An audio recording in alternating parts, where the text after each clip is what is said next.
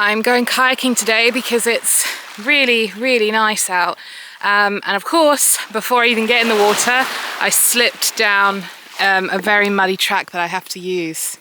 And my entire back, bum, back of the legs, everything is soaked and muddy and gross, and it all looks like that. So, yay!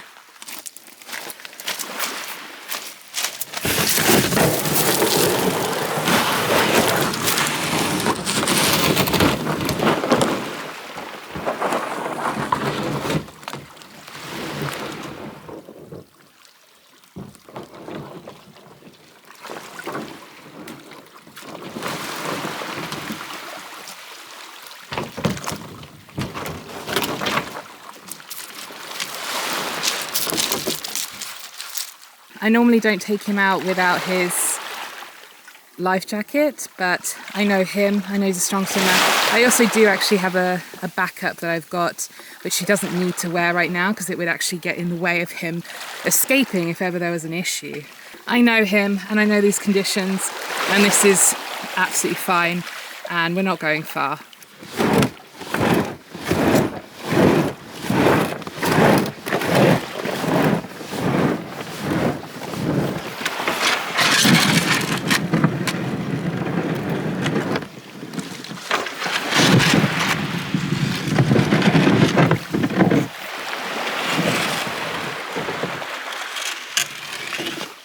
And we're off. These here are barrels for the mussel farm, and over there you might be able to see there are salmon cages. They're the two main things that people fish for up here. There is other things, but you have to go further out, but inland you'll always get salmon farms and mussel farms.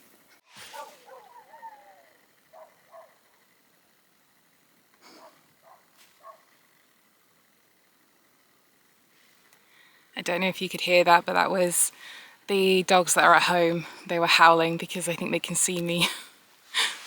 So these are the salmon cages. And in rougher weather, they'll quite often hop out. Although because they're not right now and nothing's attached in the middle, I'm wondering if they've already emptied these cages. Because I don't hear them, and normally you would hear them splashing about. But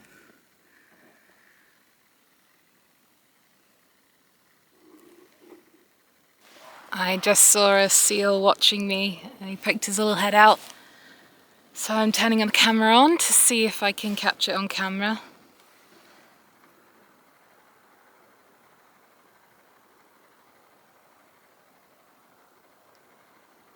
This is something worth pointing out. Hopefully you'll be able to see, but up there you'll notice that there's a lot of sort of squiggliness on the sides there. Like a line of black, and it squiggles around, and what that is peat. So peat used to be the primary heating source up here, and some people do still cut it, but the majority of people use oil or electricity. And this will have been most likely from a house that's around the corner, over there somewhere, which is a ruin, doesn't have a roof on it, and it's fallen down and everything, so it's abandoned. But they would have used all of this, and chances are other people would have as well, but that's the majority that would have likely owned all this. So if you've seen my other videos about my shoulder, or that I mentioned my shoulder, you'll know that I live with chronic pain, chronic nerve damage. There's a bit of a swell here. And so you might be thinking that this isn't very good for my shoulder. And you'd be right. I would like to think that my sort of exercising it actually helps it. It just aggravates it because exercising it swells the muscle, and then that puts pressure on the nerve, and that's where the problem lies. And because it is nerve damage. And I can feel the pain right now. At the moment it's isolated to here, and it almost feels like you want to, this is going to be really gross. My sister, if you're listening, listen away. It feels like as if you want to put your finger and put it under the collarbone and lift the collarbone out. That's what it feels like right now, is what would feel real good. But I love kayaking, and I don't do it very often because the weather just doesn't allow it. And it's just nice to be able to do something and ignore my shoulder. And my shoulder isn't too bad. It will probably be worse tomorrow, which is why what I will do tonight is I will preempt that with taking double what I normally take of my amitriptyline, which is my medication I use for my nerve damage to reduce the effects of it.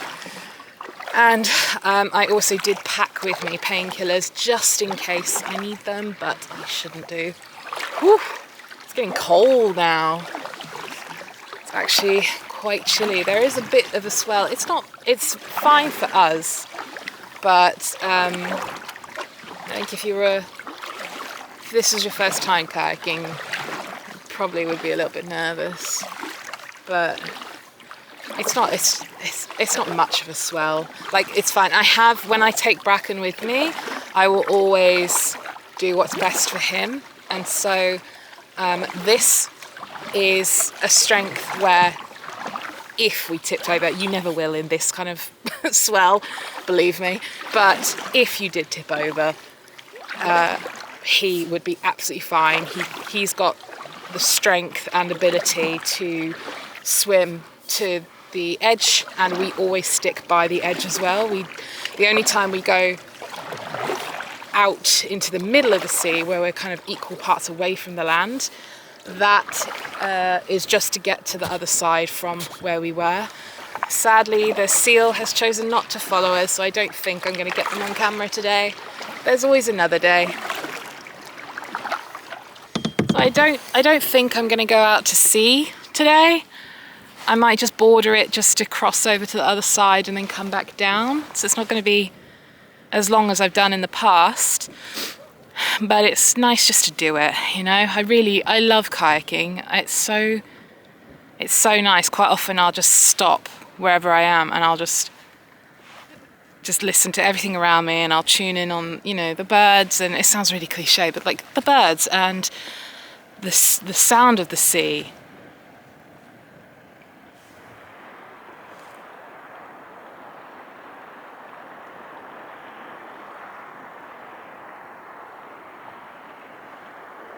So out there, if I was to go straight, completely straight, I would have to travel for probably 2 kayaking days to get to mainland Scotland.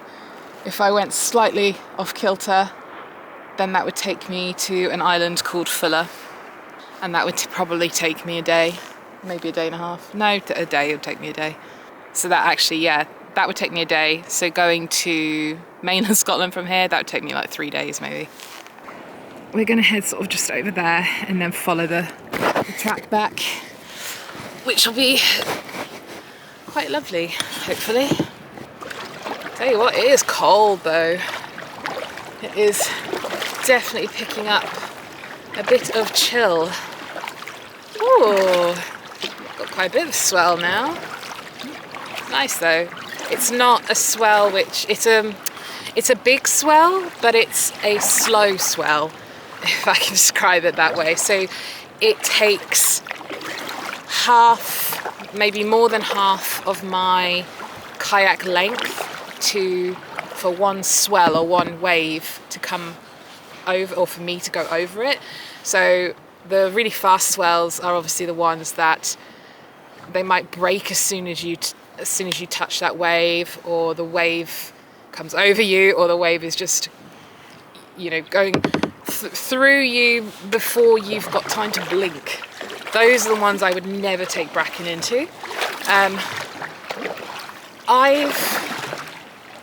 I've done that through whitewater rafting, but that was with a trained guide. I would never do that myself on my own, not yet. I have ideas of maybe I one day will do like a kayaking excursion. There are ones you can book, and they can get a little bit rough, but if you've got the strength and you're a good swimmer, then you're fine. And thankfully I am. I'm strong and I'm a good swimmer. This is the max swell that I would ever put Bracken through. And luckily he knows what he's doing. He's really used to it and he's fine. And this is still a swell that if ever anything were to happen, he could escape and he could swim away. And the important thing for me at least is if I'm going to take him out, whether or not he has his life jacket on, bearing in mind he always does have it except for today, but even still, the distance that I will ever go from the edge, he can swim to the edge without his life jacket.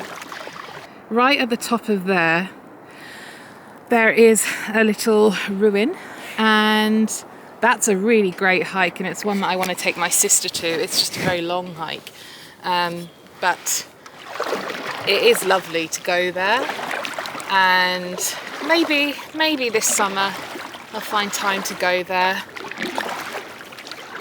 It's not, I mean, you can make it as long or short as you want, but a minimum I think you're looking at 2 hours minimum, which is fine for us, but at the same time, when you've got to factor in other animals, we've got an elderly dog who can't really be alone anymore, or not for very long, and so we might not get to it this summer, but eventually I'll take her there because it is lovely to go there.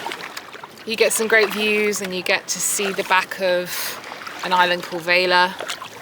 Sometimes when I'm hiking I'll find hidden beaches. They're normally pebble around here, but there are some places that do have sand beaches that you can't access unless you're in a kayak. Some small boats might be able to get to a few of them, but most of them you can't access unless you're in a kayak really, or a canoe. So we're just gonna keep to the rough edge and meander back. We had snow the other day.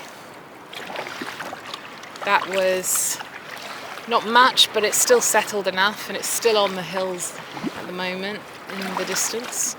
And we've had sleet and hail on and off constantly recently.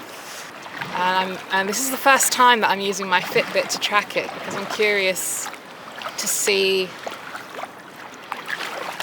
if it's any good at that. Because I don't know what it will be like there's a lot of cloud cover today. I got a job the other day, yesterday. I went for an interview. It was funny because halfway through the interview I got offered the job, and then 5 minutes later they basically offered me a promotion, which is hilarious. My husband, my sister and I were laughing about that, which I didn't take. I was like, I'd be foolish to take that when I'm brand new. I would need to learn the ropes and learn the different departments before doing that. And the guy went, see, that's why you'd be good for it, because we've had ones in the past that have quit because they can't hack it, because they've not taken the time to learn, or they've underestimated the role and things like that, which I did think was funny. In a dream world, I'd love to not work. Crofting is enough of work, especially during lambing season. But like we all know at the moment, bills are just insane, and we shouldn't be struggling. We've been making do, but with IVF coming up, it's just a bit too much of we're making do without any room, and I'd like to have a bit more room. That's needs must at the moment.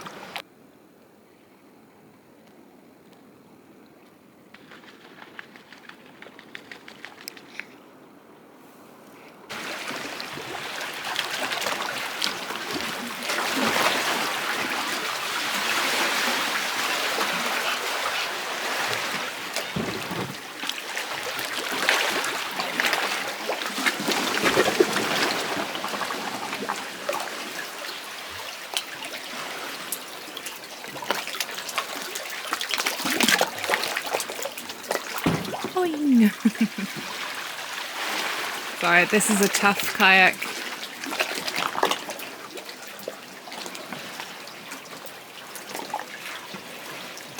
There's my house just around the corner.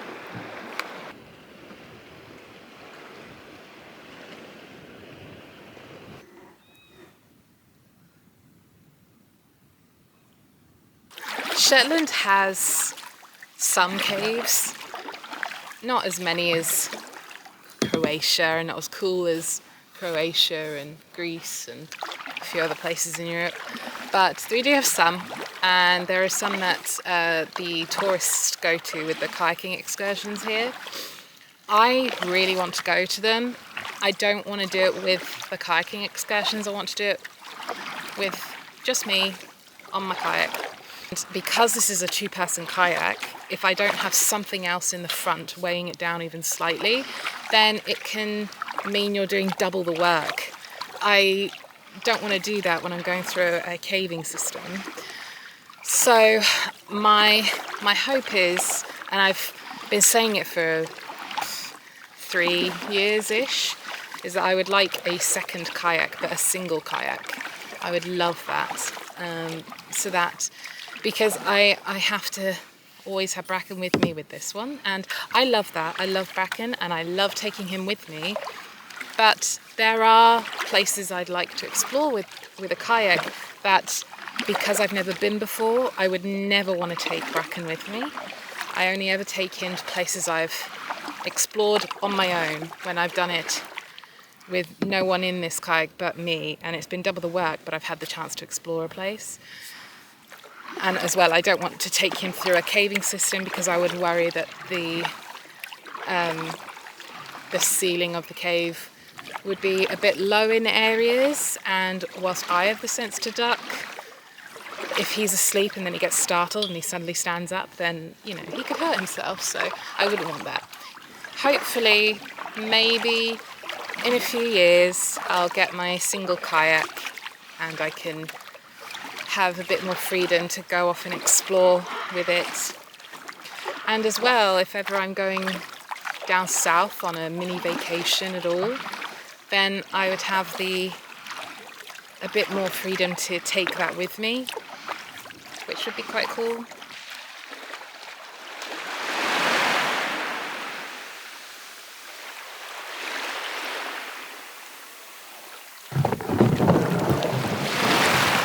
There we go, we're home now. Yeah, Bracken, are we home? Good boy. Hello, Bracken is my boy. Good boy. Oh, God. What are you doing? Oh, we're going off again. Are you sleeping?